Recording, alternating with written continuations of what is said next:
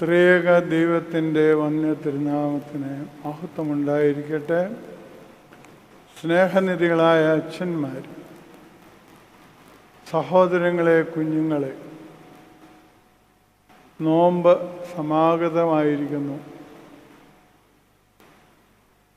ഈ 18-ാം ഇടയിൽ ദൈവത്തോട് ചേർന്ന് വിശുദ്ധ നോമ്പ് എങ്ങനെ ആചരിക്കണമെന്ന് പിതാക്കന്മാർ പഠിപ്പിച്ചതായ കാര്യങ്ങളെക്കുറിച്ച് ചിന്തിക്കുന്ന കാലഘട്ടമാണ്. ഇന്ന് വായിച്ചത് നമുക്ക് സുപരിചിതമായ ഭാഗമാണ്.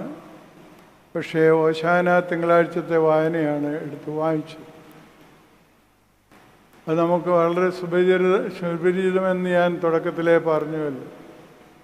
വിശുദ്ധ ലൂക്കോസ് എവങ്കലിസ്തായുടെ 19-ാം അധ്യായം 1-10 വരെയാണ്.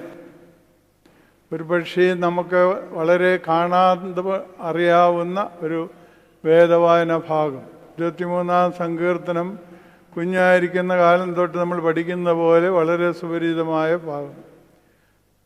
സഖായി കർത്താവിൻ്റെ അടുക്കിലേക്ക് വരുന്നതാണ്. അവൻ്റെ ഒരു വല്ലാത്ത ആഗ്രഹമായിരുന്നു കർത്താവിനെ കാണണമെന്ന്. അതിന് എല്ലാ ജനങ്ങളുടെ ഇടയിൽ നിന്ന് പോയി കാണാൻ കഴിയും എന്നുള്ള കാര്യങ്ങളൊക്കെ നമുക്കറിയാം. എന്തുകൊണ്ട് അവൻ അങ്ങനെ ചെയ്തു എന്ന്, ഇലകൾക്കിടയിൽ മറിഞ്ഞിരുന്ന് നോക്കിയതും എന്തുകൊണ്ടെന്ന് നമുക്കറിയാം. ആ ഭാഗങ്ങളിലേക്ക് ഒന്നും ഞാൻ കടക്കുന്നില്ല. എന്നിട്ട് അവിടെ നാം കാണുന്നതായ ഒരു കാര്യമുണ്ട്. അവനെ വിളിച്ചിറക്കി കഴിഞ്ഞിട്ട് കർത്താവിൻ ചെയ്യുന്ന പ്രവൃത്തി കണ്ടിട്ട് സാധാരണ ജനങ്ങൾ പറയുകയാണ്, ഇവൻ ഭാവിയായ മനുഷ്യൻ്റെ അടുക്കൽ ചെന്ന് പാർക്കുവാൻ പോകുന്നു എന്ന് പറയുമ്പോൾ അവനിൽ തന്നെ ഒരു കുത്തുണ്ടാകുകയും അവൻ അതിനെക്കുറിച്ച് അനുദപിച്ച് പ്രായശ്ചിത്തം നിശ്ചയിക്കുകയും വല്ലവനിൽ നിന്നും അതിനന്തർഗമായി പറ്റിയിട്ടുണ്ടെങ്കിൽ 4 ഇരട്ടി ഞാൻ മടക്കി കൊടുക്കും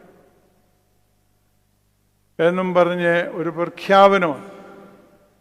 കർത്താവ് അവൻ്റെ ഭവനത്തിൽ ചെന്ന് പറയുന്ന ഒരു വാക്യമുണ്ട്, ഇന്ന് ഈ ഭവനത്തിന് രക്ഷയുണ്ടായി. അവൻ്റെ ആ തിരിച്ചുവരവാണ് ഏറ്റവും പ്രധാനപ്പെട്ട വിഷയം.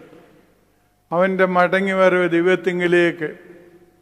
ഇത് നമ്മുടെ ജീവിതത്തിൽ 50 നോമ്പ് തുടങ്ങുന്നതിന് മുമ്പ് നമ്മൾ ദൈവത്തിങ്കിലേക്ക് അടുക്കുവാനും ദൈവത്തിൻ്റെ അടുത്തിരുന്ന് ഉപവാസത്തോടും പ്രാർത്ഥനയോടും കഴിക്കുവാനും, പ്രത്യേകിച്ച് സഭയെ സംബന്ധിച്ചിടത്തോളം ഒത്തിരി പ്രതിസന്ധി ഘട്ടങ്ങളെ തരണം ചെയ്യുന്ന ഈ സമയത്ത്, ലോകത്തെ സംബന്ധിച്ച് രാജ്യത്തെ സംബന്ധിച്ചും ഒക്കെ പ്രതിസന്ധി ഘട്ടങ്ങളെ തരണം ചെയ്യുന്ന സമയത്ത് നാം അറിഞ്ഞില്ല എന്ന് വിചാരിക്കാതെ ദൈവത്തോട് ചേർന്നിരുന്ന് ചിന്തിക്കുകയും പ്രാർത്ഥിക്കുകയും പ്രതിവിധി കൽപ്പിക്കണമേ, ഞങ്ങളെ നേരായ പാതയിൽ ഞങ്ങളെ നടത്തണമേ എന്ന് പ്രാർത്ഥിക്കേണ്ട അവസരം. നീ ഇതെടുക്കുവാനായിട്ട് വേറൊരു കാരണമുണ്ട്. ഇന്നലെ സഭയുടേതായ ഒരു ആശ്രമത്തിൻ്റെ കൂതാശ നടത്തി. അതിൻ്റെ പേര് ഫിലോലോഗോസ് എന്നാണ്. എന്ന് പറഞ്ഞാൽ വചനസ്നേഹാശ്രമം. വചനസ്നേഹാശ്രമം എന്ന് പറഞ്ഞാൽ വചനത്തെ സ്നേഹിക്കുന്ന ഭവനമെന്നർത്ഥം. ആശ്രമം എന്ന് പറഞ്ഞാൽ ശ്രമത്തിൽ നിന്ന് വരുന്നതാണ്. ആശ്രമവും പരിശ്രമവും എല്ലാം തന്നെ മലയാളത്തിൽ പഠിച്ചിട്ടുള്ളവർക്കറിയാം. ആ ശ്രമം എന്തിന്? വചനം പഠിക്കുവാനും വചനത്തോട് ചേർന്ന് ദൈവത്തോടുകൂടി ആയിരിക്കുവാനുമുള്ളൊരു ഭവനമായിട്ടാണ് അത് കൂതാശ ചെയ്തിരിക്കുന്നത്. അതിൻ്റെ പ്രവർത്തകരും അത് ചെയ്തിട്ടുള്ളവരും അത് വളരെയേറെ ചിന്തയോടെ ചെയ്തതാണ്. ദൈവത്തോട് ചേർന്നിരിക്കുക. അങ്ങനത്തെ ആദ്യത്തെ ഒരു ഭവനം ഉണ്ടായിരുന്നു. അവിടെ 3 പേരുണ്ടായിരുന്നത് ദൈവം, ആദാം, ഹൗവ. അവിടെ ദൈവത്തിൻ്റെ വചനം ആ ഭവനത്തിലുണ്ടായിരുന്നു. ദൈവമുണ്ടായിരുന്നു. അതിൽ നിന്ന് മാറിപ്പോയത് അവിടേക്ക് സാത്താൻ കയറി വന്നപ്പോഴാണ്. സാത്താൻ കയറി വന്നപ്പോൾ അവിടെ മരണമുണ്ടാകുന്നതായിട്ട് നമുക്ക് കാണും. കായീൻ്റെ മരണമാണ്, ഹാബേലിൻ്റെ മരണമാണ് നമ്മൾ ആദ്യമായിട്ട് പിന്നെ കേൾക്കുന്നത്. കർത്താവിനാൽ അനുഗ്രഹീതരെ, നേരായ പാതയിൽ വചനം പഠിക്കുകയും ദൈവത്തിൻ്റെ വചനത്തിന് നമ്മൾ സ്ഥാനം കൊടുക്കുകയും ചെയ്യണം. ഇന്ന് നമ്മിൽ പലർക്കും പണം കുഞ്ഞുങ്ങൾ എത്രമാത്രം ഉണ്ടാക്കാൻ മിടുക്കരാണ് എന്നാണ്. അറിവിപ്പോൾ ഇവിടെ നിന്നും കിട്ടും. കിട്ടാത്തൊരു സാധനമാണ് നിറവ്, കരുണ, കരുതൽ. ഇത് നിങ്ങൾ കുഞ്ഞുങ്ങളെ പഠിപ്പിച്ചില്ലെങ്കിൽ പിന്നീട് നിങ്ങളുടെ കുഞ്ഞുങ്ങൾ നിങ്ങളെ അനാഥാലയത്തിലൊക്കെ കൊണ്ടിട്ടാൽ അതിനെക്കുറിച്ച് ദുഃഖിക്കണ്ട.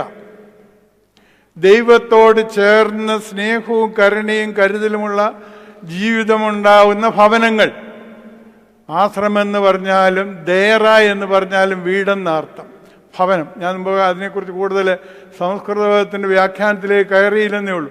ആ വീട്ടിൽ ഗുരുക്കന്മാരുടെ ചേർന്ന് പഠിക്കുന്നതിനും വീടെന്ന് പറയും പഴയ കണക്കനുസരിച്ച്, സംസ്കൃതം അനുസരിച്ച്. അപ്പം നന്മ പഠിപ്പിക്കുവാൻ, മറ്റുള്ളവരെ കരുതുന്നത് പഠിപ്പിക്കുവാൻ, നാം പഠിപ്പിക്കുവാൻ പ്രത്യേകം ശ്രദ്ധിക്കേണ്ടത് അത്യാവശ്യമാണെന്നുള്ളതായ കാര്യം പ്രത്യേകിച്ച് ഓർത്തിരിക്കുക. ഇന്ന് നമ്മെ സംബന്ധിച്ചിടത്തോളം നമ്മുടെ ഭവനങ്ങളിൽ എന്തിന് അധികം 12 പേരിൽ ഒരുവൻ മാത്രമേ ഉള്ളായിരുന്നു, യൂത. ആ യൂത കൊണ്ടാണ് അവിടെ ഏറ്റവും വലിയ അലസണ്ടയും അലോഹ്യവും ഉണ്ടായിക്കൊണ്ടിരുന്നത്. ഒരു കുടുംബത്തിൽ, ഒരു സമൂഹത്തിൽ, ഒരു സഭയിൽ, ഇടവകയിൽ, അങ്ങനെ ആയിരിക്കുന്ന ഇടങ്ങളിൽ ഒരുത്തൻ മതി, ഒരു തുള്ളി മണ്ണെണ്ണ മതി ഒരു കുടം വെള്ളം മുഴുവനും കൊള്ളരുതാത്ത തീർക്കുവാനായിട്ട്. ഇന്ന് ലഹരി മനുഷ്യനെ സംബന്ധിച്ചിടത്തോളം അതിക്രമിച്ച ഒരു സംഗതിയാണ്. എൻ്റെ കുഞ്ഞ് നന്നാണെന്നാണ് എല്ലാ മാതാപിതാക്കന്മാരും. ഇടയ്ക്കൊക്കെ അവരെ ഒന്ന് പരിശോധിക്കും. സ്വയമായി അവരവരെ തന്നെ തിരുത്തുകയും ചിന്തിക്കുകയും ചെയ്യേണ്ടതായ ഒരു സംഗതി ഉണ്ടെന്നുള്ള കാര്യം പ്രത്യേകിച്ച് കൊടുക്കുക. നമ്മുടെ ഭവനങ്ങൾ വചനസ്നേഹമുള്ള ആശ്രമമായി, ഭവനമായി തീരാൻ ഇടവരുത്തണം. വചനസ്നേഹമില്ലാതെ പോകുന്നു ഇപ്പോൾ. പണ്ട് എൻ്റെ കുഞ്ഞുനാളിലാണെങ്കിലൊക്കെയും ഞാൻ വളർന്ന സാഹചര്യത്തിൽ എല്ലായിടത്തും സന്ധ്യാപ്രാർത്ഥന നിർബന്ധമായിരുന്നു. നിലത്ത് കുമ്പിട്ട് പ്രാർത്ഥിക്കുന്ന സംവിധാനം, അതുപോലെ തന്നെ വെളുപ്പാങ്കാലത്ത് എഴുന്നേറ്റ് പ്രാർത്ഥിക്കുന്ന സംവിധാനം. ഇപ്പോൾ നമുക്ക് ദൈവത്തോട് മിണ്ടാൻ നേരമില്ല. നമ്മൾ കുഞ്ഞുങ്ങളെ മിണ്ടാൻ പഠിപ്പിക്കാതെ വളർത്തിയെടുത്താൽ അവർ നിങ്ങളോടും മിണ്ടില്ല, നിങ്ങൾ എത്രമാത്രം ഉയരത്തിലേക്ക് പറഞ്ഞു വിട്ടാലും. 10ാം ക്ലാസ്സും 12ാം ക്ലാസ്സും കഴിഞ്ഞാലും വിദേശത്തേക്ക് പറഞ്ഞു വിടുന്നത് ആ ശല്യമൊങ്ങ് ഒഴിഞ്ഞുപോയി ആ കൂട്ടത്തിൽ ഒരു പേരും കിട്ടുമെന്ന് കരുതിയാണ്. അതുപോരാ. അതുകൊണ്ട് കർത്താവ് വസിക്കുന്ന ഭവനമായി ഇന്ന് ഈ ഭവനത്തിൽ രക്ഷയുണ്ടായി എന്ന് കൂതാശയ്ക്ക് അച്ഛനും മെത്രാച്ചനും പറഞ്ഞാൽ പോരാ വേദപുസ്തകത്തിൽ നിന്ന്. അത് നമ്മുടെ ഭവനം അങ്ങനെയായി തീരുവാൻ തക്കവണ്ണം, നമ്മുടെ സമൂഹങ്ങൾ കൂടി വരുന്ന സ്ഥലങ്ങൾ അങ്ങനെയായി തീരുവാൻ ദൈവത്തിൻ്റെ പരിശുദ്ധാത്മാവ് എന്നെ നിങ്ങളെയും സഹായിക്കട്ടെ എന്ന് പറഞ്ഞ് ഞാൻ എൻ്റെ വാക്ക് ചുരുക്കുന്നു. ദൈവം അനുഗ്രഹിക്കട്ടെ.